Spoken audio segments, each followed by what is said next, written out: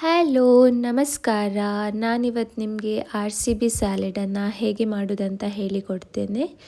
ಇದಕ್ಕೆ ನಾವಿಲ್ಲಿ R for radish, C for carrot, B for beetroot, ಸ್ವಲ್ಪ ಕ್ರಂಚಿ ಟೇಸ್ಟ್ ಕೊಡಲಿಕ್ಕೆ ಪೊಮೆಗ್ರಾನೇಟ್ ಆ್ಯಂಡ್ ಸ್ವಲ್ಪ ಕೊರಿಯಾಂಡರ್ ತೊಗೊಳ್ತಾ ಇದ್ದೇನೆ.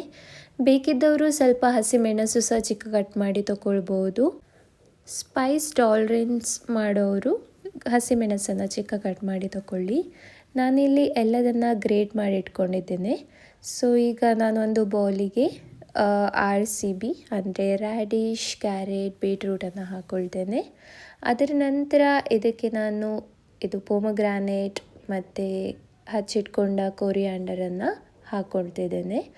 ಅದನ್ನು ಹಾಕ್ಕೊಂಡು ಇದಕ್ಕೆ ನಾನು ಸ್ವಲ್ಪ ಸಾಲ್ಟ್, ಪೆಪ್ಪರ್ ಅನ್ನು ಮಿಕ್ಸ್ ಮಾಡಿ ಚೆನ್ನಾಗಿ mix ಮಾಡ್ಕೊಳ್ತೇನೆ.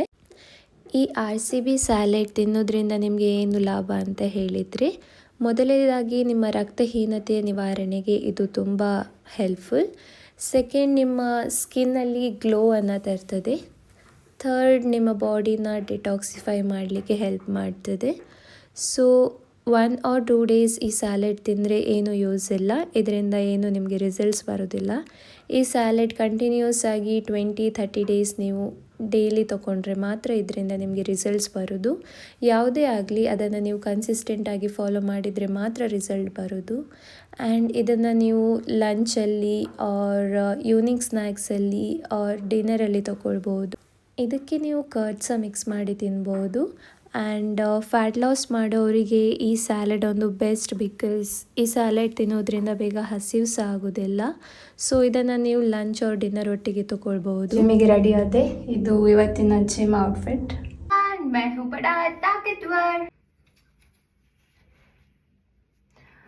This is my hair style. ಈ ಥರ ಟ್ಯಾಲೆಂಟ್ ನನಗೆ ಮಾತ್ರ ಇರು. ಇದರ ಹೇರ್ಲಿ ಇವರ ಮಿಲ್ಲನ್ನು ಮಾಡಿಸಿದೆ.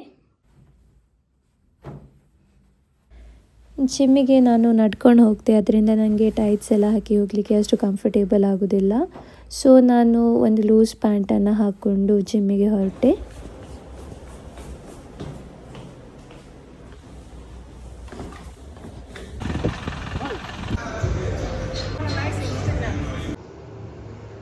ವರ್ಕೌಟ್ ಫಿನಿಷ್ ಮಾಡಿ ನಾನು ಅಲ್ಲಿ ಹತ್ತಿರದ ಸೂಪರ್ ಮಾರ್ಕೆಟಿಗೆ ಹೋದೆ.